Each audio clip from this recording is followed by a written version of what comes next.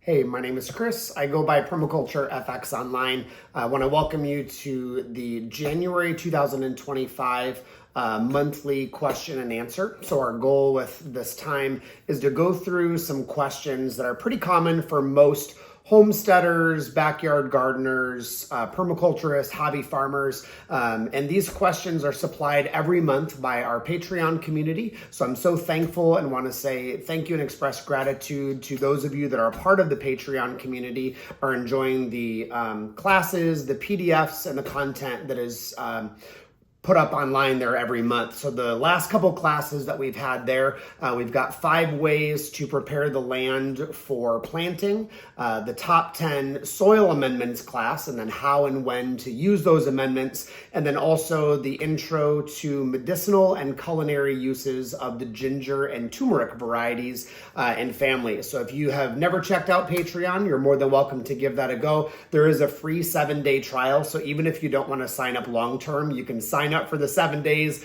binge watch, and you're not out anything. So to jump in today, just if this is your first time joining for these, what we'll do is I'll talk through the top 3 things to do in each of the major growing zone categories, and then I'll jump into the 8 or 10 questions that were given on Patreon through messages, chat, or our conversations this month on Patreon. So let's jump in for the month of January. I know this is winter, so I would say overall, no matter what growing zone you're in, whether that's northern Michigan, zone 3 and 4, or southern Florida, southern California, or Texas, the theme for everybody this month is rest.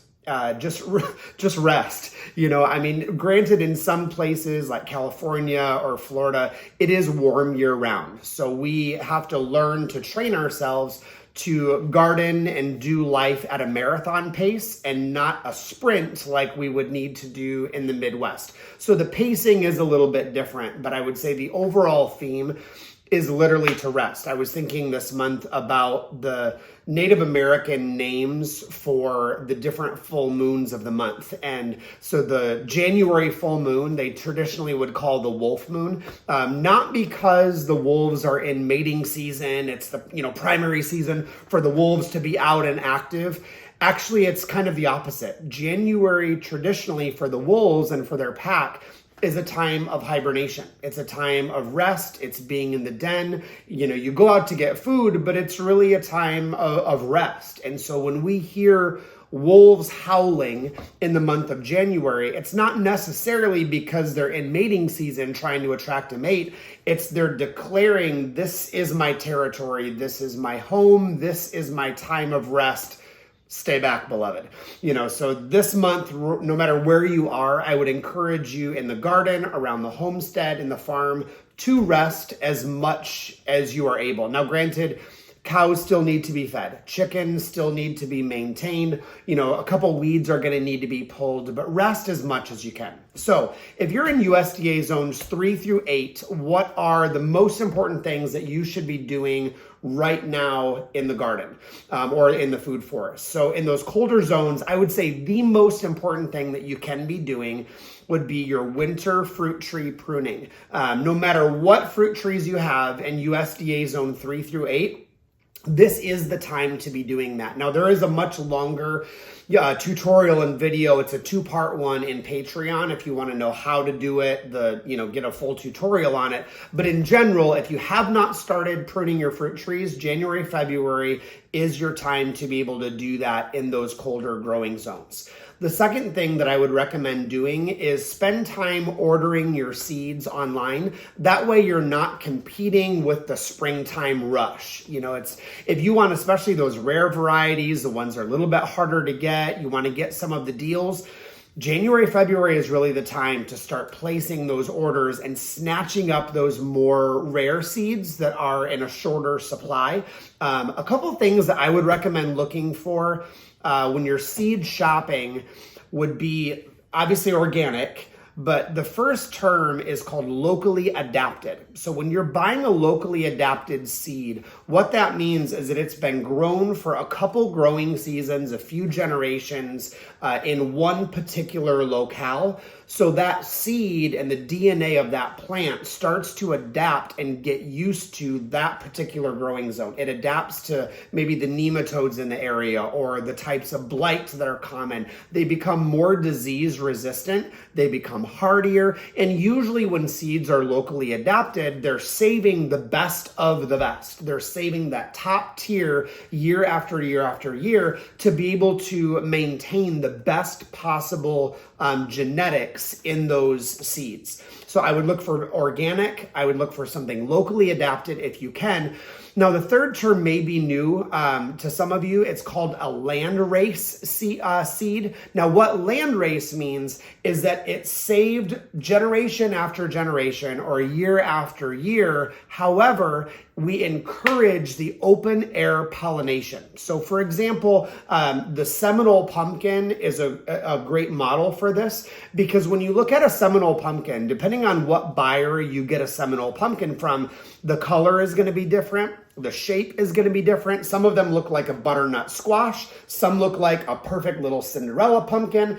Some are, short and stout. So there's color differences, there's size differences, there's texture differences because they've been open air pollinated by the bees, by flies, by moths, by, other insects. And so they may have cross-pollinated with other things that are in that similar genus and species. So you get a lot of hardiness, you get a lot of variety, but it really is going to be a very strong genetic material. Now, it's not going to be what we would call an heirloom. That means it's only that exact variety or cultivar. So when you buy, for example, an heirloom tomato, like a Brandywine tomato, it's had those genetics and its pollination protected very, very well for year after year. So meaning if someone is selling you a Brandywine tomato seed, they're not planting 10 other types of tomatoes right next to it because they only want that Brandywine genetics. The opposite is true with landrace. They plant as many types of pumpkins and squash,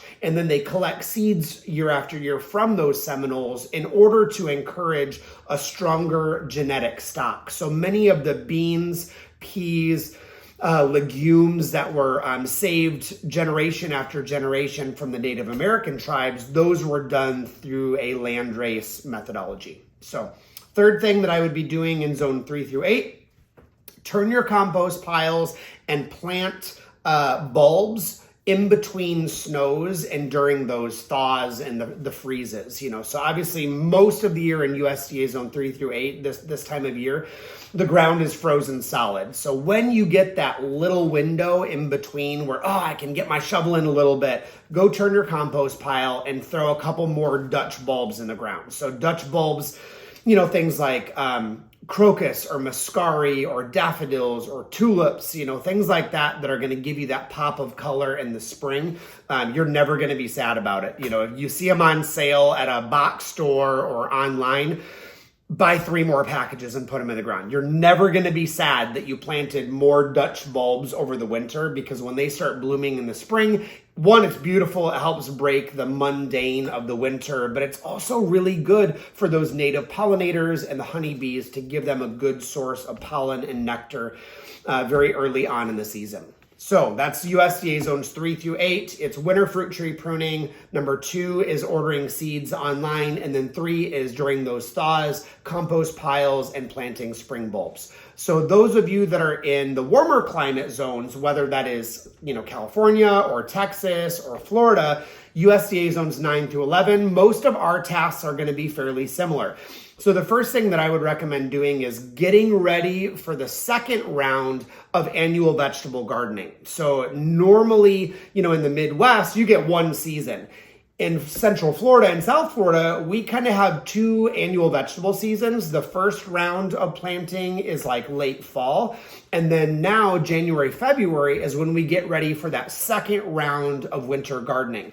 So the seeds that you're planting now are going to keep you growing and thriving all the way up until the end of the gardening season, the end of April, 1st of May. So you're going to be planting another round of seeds for most of your nightshades. So tomatoes, eggplants, peppers. So you're getting those ready for the next round in seed trays. Now you're not going to be putting them out for another 4 to 6 weeks.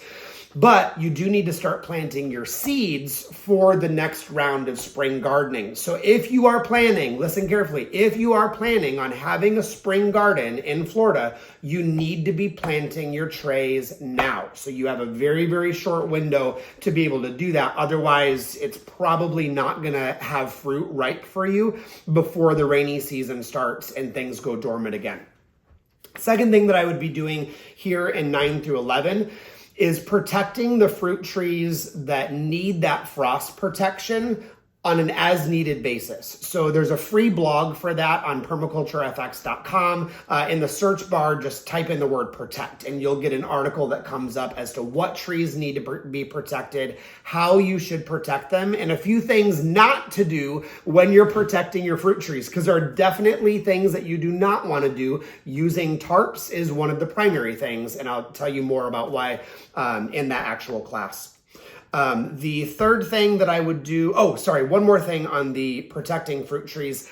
Some fruit trees, if it's borderline on their hardiness, for example, like Jabuticaba, they're cold hardy down to almost 21, 22, 25 degrees.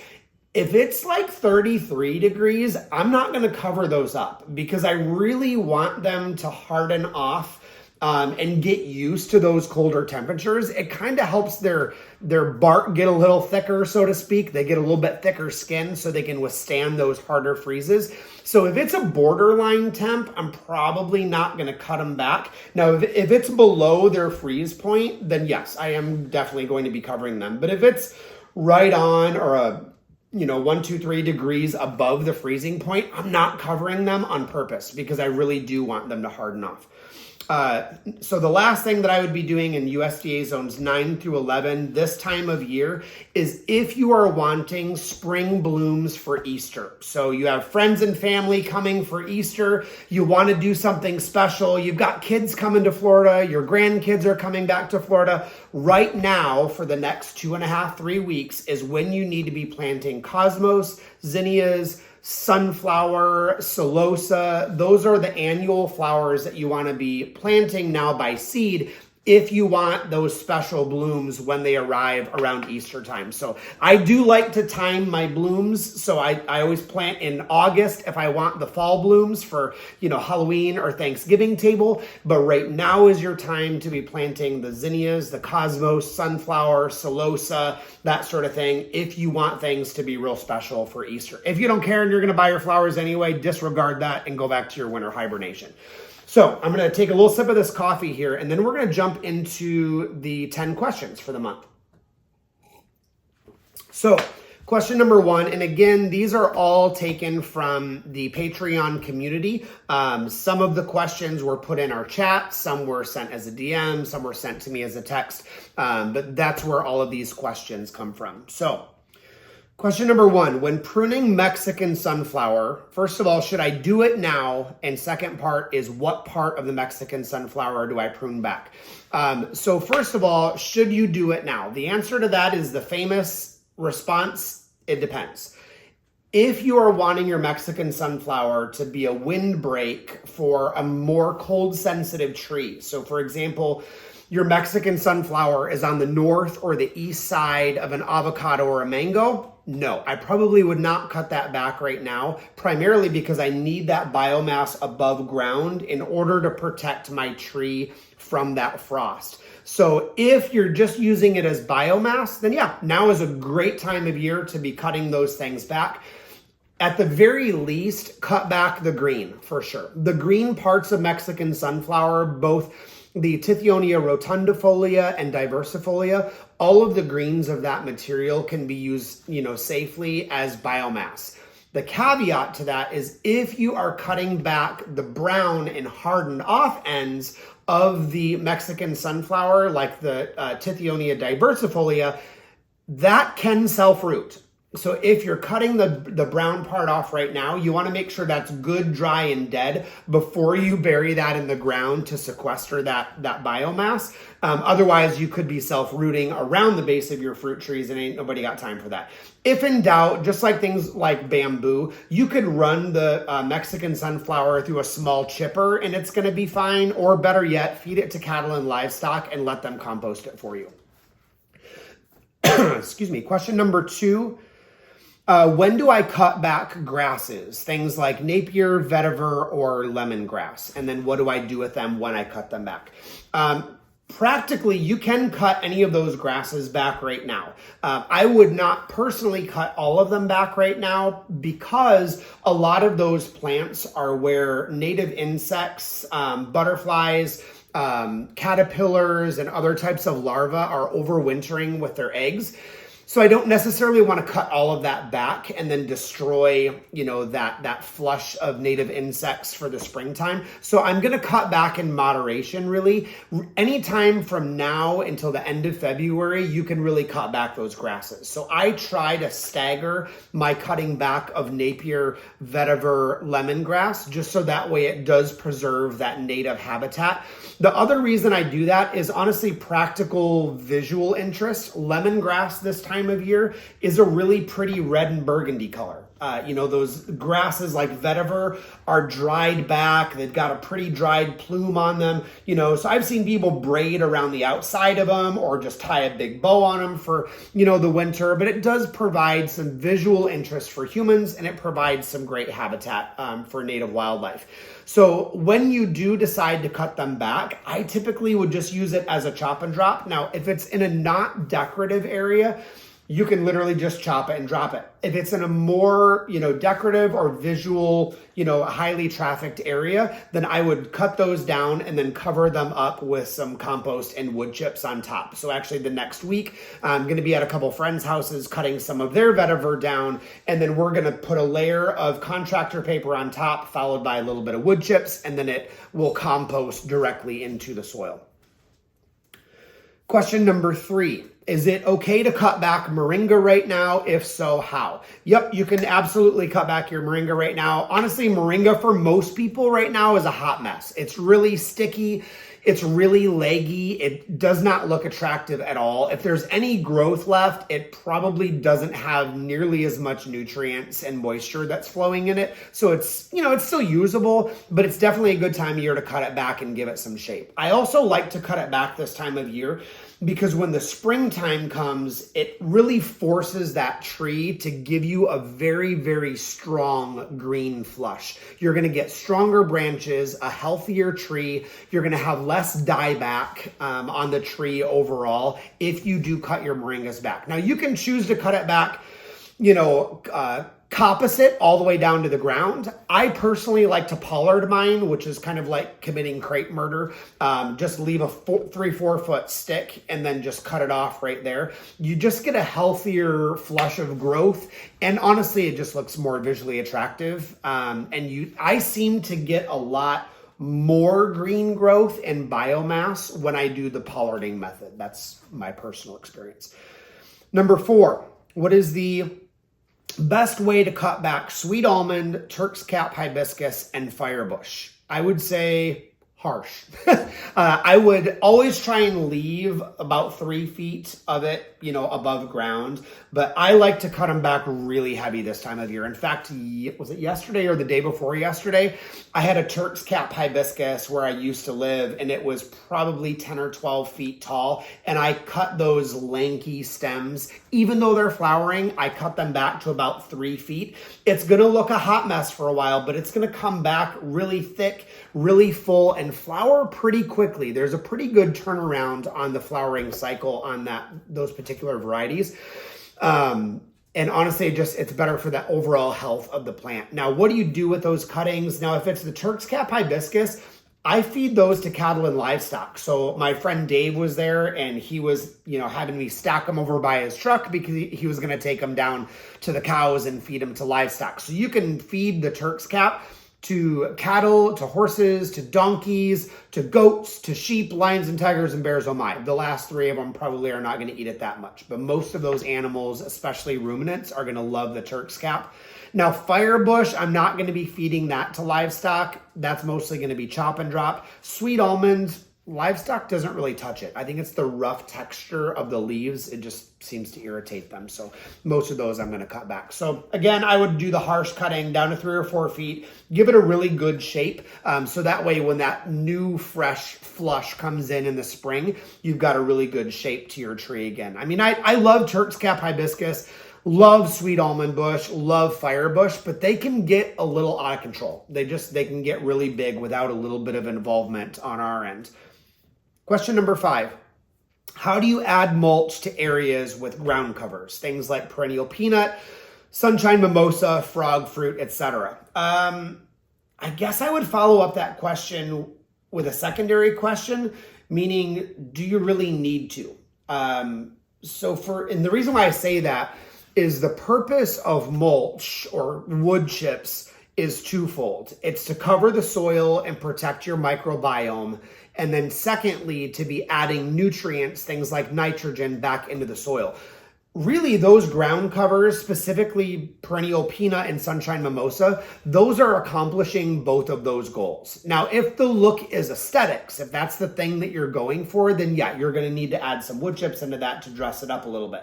So the way that you would do that is either one, apply a little bit, kind of rake it in by hand, wait for a week, apply a little bit, rake it in by hand, don't overwhelm it. Or option 2 is save one small area a few feet that you don't cover with wood chips and then just cover everything else. And things like the perennial peanut, sunshine mimosa, for the most part, those are still going to come up through the wood chips and they're going to come back and do their job. So question number 6, if weeds like sedge grass, which is like the demon grass of the world, if weeds like sedge grass have taken over areas of the garden or the food forest, how do I fix it and how do I reboot? I would say 1, is it in an open area? If that's an open area, like an annual vegetable garden, that you're able to use a propane torch to just burn them down. They make these awesome attachments. It's like a stick that you light the end of it and you can just torch those weeds. That's a great way to get rid of the things like sedge grass, torpedo grass, the nut grasses. Sometimes you have to do it twice, even 3 times if it's a really bad area, but that's really, really effective. The one downside to that is that you have to be careful if you've got straw or wood chips. Make sure that you're doing things safely, have a fire extinguisher or your garden hose right there, and you're not doing it on a dry or windy day. The second caveat to that is, well, 1, is it in an open area? 2, is it around the base of a tree? If it's around the base of a tree, you're going to have to hand weed. There's not a way for you to spray like a vinegar or something there. And there's not a way to burn around the base of the tree safely without risking damaging the tree. So if it's around the base of the tree, 2-3 feet, you just got to suck it up, buttercup, roll your sleeves up and get in there and do that by hand. The third caveat is, are there wood chips and is it even worth risking burning that? I would say probably not. If it's in the wood chips, I would say apply some horticultural vinegar at like 35 to 45%. Let that soak on those leaves for a good couple days. And then I would cover that up with 2 layers of contractor paper and wood chips. Typically, if the weeds aren't really bad, I don't get in there and weed a food forest by hand. I just literally do 2 layers of contractor paper on top of the weeds, dead or alive, and then my wood chips on top, 4 to 6 inches deep. And that seems to take care of the problem pretty well. Question number 7. Is there anything special we should be doing for chickens and poultry right now?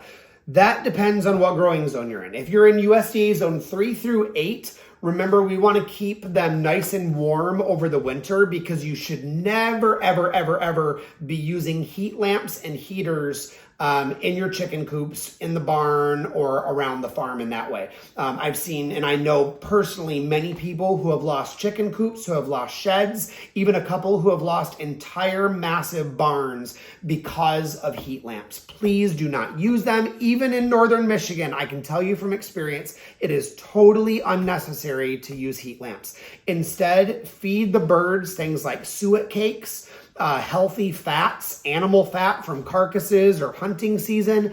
Even up to 10 to 15% corn in their diet will increase their body temperature and help them stay warm on those colder nights. For the suet cakes, you can just buy those little woodpecker suet blocks that are like a couple bucks from a big box store or your local tractor store. I like to look for bricks that are above 6 to 7% protein because I don't want pure fat. I want to keep some protein up in their diet because that will also help with their overall health in general. If you're in USDA zones 9 through 11, we're not doing a lot of suet and fats right now, maybe a little bit. Primarily right now, we're finishing up molting season and daylight hours are already starting to get longer. So eggs are starting to increase in production. So right now, I'm increasing B vitamins, I'm increasing protein, omega-3 fatty acids, and just kind of giving them that extra boost. So consider things like mealworms, black soldier fly larvae, going to the local pet store and getting minnows and feeding them dead or alive to your chickens and poultry, and they will love that. Now, no matter what growing zone you're in, winter is really important to do a lot of boredom busters because chickens get exceedingly bored in the winter months because there's less insects, there's a lot less activity outside, the days are dingier, their bodies are slightly less active. So things that you can do for boredom busters, I'll give you 3 quick ideas. One would be to take a head of lettuce or cabbage, put a screw in it and hang it up like a giant tether ball and let them just peck at it like a big tether ball. So it's a great, easy boredom buster. Depending on your number of birds, it could last for several hours or it could last, for a week, depending on your flock. Second thing you can do is mow some grass clippings up or just take some straw and then hand toss in some dried mealworms and let them scratch and hunt. If you don't have mealworms, throw in some Boss, some black oiled sunflower seeds, and just let them kind of search through those grass and leaf clippings. I've got an area by one of my coops right now. They're underneath of some pine trees, and so there's a lot of pine straw. So even though it's pretty dead under there right now, I'll reseed that later on once we get a little bit more moisture. But for right now, I'm letting the chickens just scratch in the midst of it. It gives them something to do. So when I get ready to move them off of that area, then I'll reseed and it'll regrow just fine. Third thing you can do for boredom busters is feeding them live fish or live minnows in a shallow pan. So add in a little bit of water, throw in some minnows and let them just go to town. Honestly, if you've never done it, it's hilarious. It's great to watch. It's a great protein source and obviously omega-3 fatty acids. So you're going to get all those good DHAs in your eggs. Question number 8. My longevity spinach, my Okinawa, and some of the other tropical spinaches are pretty sick. They look awful and have dots on them. Why? Please help. So the pale color leaves on the tropical spinaches, the kind of sagging leaves, that's really normal. It's just stress from being cold and shorter daylight hours. The spots is probably a fungal infection because of the cold, and they're getting mad. So I would say this time of year, hopefully by now you've taken your insurance cuttings of those tropical spinaches, you've planted those, and you've got them in a nice sunny window or in a greenhouse. If you haven't, now's the time to do that. You can strip those nasty leaves off, stick them in a pot, and then put it in a sunny window and just let them grow. For tropical spinaches, there's no need to start things in a glass of water. That's pretty much only a time saver, basically. You're not going to get good roots in a glass of water. It's basically just put them in the glass of water until you can put them in soil or plant them directly in the soil. So if at this time of year they've got dots on them, I wouldn't worry about it too much. I would still eat, still harvest, still enjoy. Those dots are not going to impact you in any way. And then save those stems and just start propagating for the springtime. Question number 9, got 2 more. Question number 9 is, what advice would you give a new homesteader as we're entering the rest of the winter? I need help getting ready for spring. If you're a new homesteader or even a novice homesteader, I would say get a really good plan. Spend your time this winter researching, readdressing your systems, evaluating your property. Now, if you're on Patreon, there are several PDF documents in the library that go through ways to assess your property. How do you assess your water? How do you assess your perimeters? So there's a whole section on there of different types of permaculture perimeters and how you can improve those on your property. And then I would say if you've never done a design consultation to get a professional to come in and take a look, I would really consider it. Now, if I'm not a good fit, because I'm not a good fit for everybody, find somebody local. Call somebody at your local extension office, look up permaculture designers near me and find someone who might be a good fit and have them assess your property. It's always good to have an outside set of eyes take a look at things, because sometimes they'll see not only problems that you've not been able to see, but also maybe find some hidden gems on your property and homestead and ways to utilize those that maybe you haven't considered before. So I would say best advice for the next couple months, if you're a new or a novice or intermediate homesteader, get a really good plan and do your research before spring. Number 10, last question for this month. My chickens are losing the feathers, but it's just on their back. Why is that? 3 reasons, potentially. One is it's probably most likely mating. It's the claws from the rooster. They're scratching the back of the hens when they're mating. And so that's problem number 1. Now, you can file your rooster's nails down by using a Dremel. I don't like to do that because I like my roosters to protect them. So you can also get a hen cape. You can make them to strap on, and those can work. The second thing that it potentially could be is maybe it's a bad case of molting. If that's the case, increase B vitamins and protein. So dark leafy greens in their diet and dried bugs and mealworms. The third thing that can cause the loss of feathers on their back is that at night they're pecking one another because they have a natural, there's a lack for calcium and protein in their diet, and they're naturally just trying to get that calcium and protein back in their diet. So if that's the case, you've got to increase the calcium in their diet. And then secondly, you'll just need to make sure they have enough roosting space in those evening hours. So I think that's it for the questions for this month. So hopefully this was helpful to you. Feel free to leave comments below in the section. If you have never considered jumping on Patreon, again, there's a free 7-day trial. Jump in, binge watch, cancel it, and if it's a good fit for you, we'd love to have you be a part of that community. It's a great way to use a community of like-minded people as a sounding board, but also to get some mentorship for your homestead. It's like having a homestead and farm consultant at your fingertips 24/7. So thank you so much for taking time to watch or to listen to this as you're out doing your other things. As always, be safe, have fun, and I will see you in the garden.